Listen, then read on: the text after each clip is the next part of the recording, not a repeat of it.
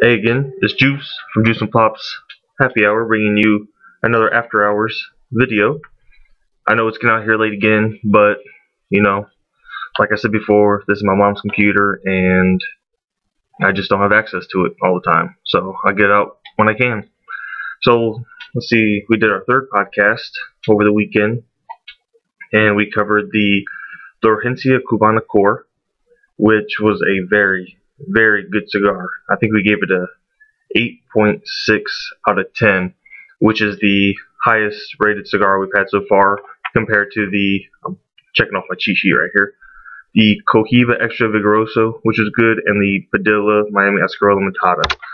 But the La Herencia Cubana Core is the one we covered over the weekend, and it's very good. I highly, highly recommend it. And it's going to take a lot for our next competitor to beat that one out. So the La Herencia Cubana Core, blended by AJ Fernandez, originated Nicaragua. It's a Toro Vitola, 6.5 inch by 52 ring size. If you look right here, this is the sheet we go off of when we do them. The Cubana Core right here. What they show us in the picture is just a normal cigar, and what they actually sent us was a torpedo, which I would have preferred the more traditional style cigar, but it tastes the same, so whatever. But it was a very good cigar. I was expecting a lot more pepper from the Habano Ligero wrapper it had, and the Nicaraguan long filler Ligero with the what was it? A little bit of Pennsylvania broadleaf, and I want to say Habano filler, but it could have been Dominican. I can't remember. But I was expecting a lot more pepper to it, which it did have a little bit of a kick at the very beginning, but it died out about halfway through. I thought personally, Plop and his buddy Choppis that was on the show, they tasted it all the way down until they tossed the cigar. So for me, it died down about halfway through. I couldn't taste the pepper anymore, but I was getting a lot of cream, coffee, and like a cocoa kind of taste to it. And Plop was actually getting a lot of the cream sensation. It wasn't necessarily a taste like whipped cream, but more of a soothing sensation that you get from the cigar. But it was a very good cigar. Highly, highly recommend it. It had all the right stuff, basically. So that's the La Herencia Cubana Core, 8.6 out of 10. It's going to take a lot for our next competitor to beat that one out for the top position. So, with that, moving on. If you didn't check out podcast number 3, check it out. It was a real fun podcast. We had a very good friend of mine on it, OPP. He knows who I'm talking about. OPP was on it, and Plop had a couple people up from Florida that him and his wife are friends with, and his name is Porcus Choppis, so it was Choppis on the show. But it was very fun. I thought it was a blast. It was great, and we had a section we never talked about before on Juice and Plops Happy Hour, which was guns. So if you like guns, check it out. It's towards the end of the podcast. But moving on, comics. My partner Plop didn't really get to read all his comics. He had things going on. He had friends up from Florida, so I don't blame him. I give him a hard time, but some things just are more important, basically. And we just do this for fun. Nothing serious. We want to keep it fun. We don't want it to become a hassle for us. So, do your thing. But I kind of felt out of place because I was the only one talking about comics in this podcast. OPP doesn't read it, and Choppis, they don't read comics, and my partner, the one that does read comics, didn't this week. So let's move on. Last week, or over the week, last Wednesday I should say, it was a pretty weak week in comics, I thought. From DC, we got Green Lantern.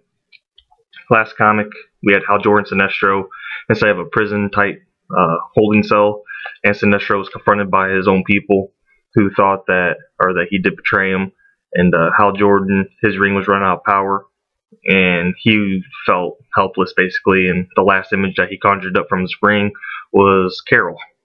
So I thought that was pretty cool. But moving in into this issue, we see Sinestro made rings for his people, and when they got the rings, they overcame the power to use them and try to turn them against Sinestro, but the rings can't hurt the creator, so Sinestro was okay.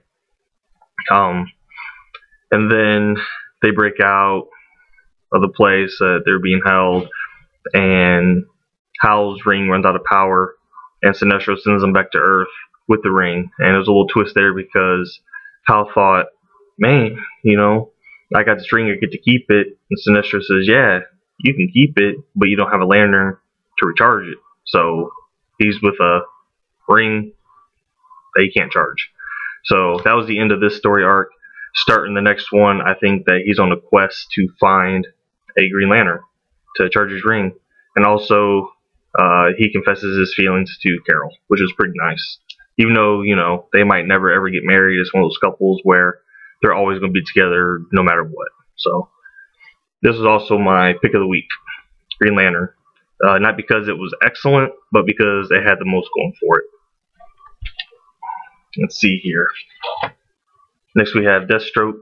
I was originally going to drop this series. If you've seen any of my other videos or listened to the podcast, I wasn't a big fan of it, but it got me hooked again. It went into a lot more background with Deathstroke and his son. What's his name? Grant, I believe. Grant Wilson. And the black guy in here that they call Peabody. It went into how they were connected in the past and who is kind of betraying Deathstroke, and they went into a little bit more about who Legacy is. And Legacy, right here, the big purple guy, he looks like a beast in this. He throws a very, very large object at Deathstroke and looks like he might be a match for Deathstroke the Terminator. So they got me on board, still reeling me in like a fish. Then Carnage USA.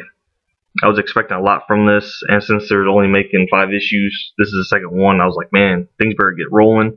At the end of the last issue, we see all the symbiotes, which were, they had Venom, Anti-Venom, Hybrid, Toxin, all them, and we thought they were going to be in this to help save Spider-Man from Carnage, but they weren't. They were all out basically at a lunch break or something. That's what the comic made it sound like. But overall, it was okay. They had a couple other symbiotes. They had Lasher. That's the only one I can remember by name, Lasher, this dog symbiote looking thing. And they also had a woman that could, some type of nanotechnology that she can combine herself with machinery and make weapons and stuff. She was in it. But I don't know if something happened in the middle of this comic where I just dozed off, or I just don't remember what happened. But these symbiotes they brought in, there's 4 of them. 4 or 5. They were showing off their powers of how they could save Spider-Man. And I flipped the page, and the next thing I know, Spider-Man is in the back of a pickup truck being saved. It didn't show any action or anything. The most action I had was the Thing about broke out of Carnage's grasp, but was reabsorbed, I guess, or repossessed. And now he's still under Carnage's influence. So the end of it was pretty good. I'm hoping to see a lot more action, hopefully in the next 3 issues, since there's only 5 of them. Anyway, Scarlet Spider. I picked this one up because it was a 99-cent special. Scarlet Spider, #1.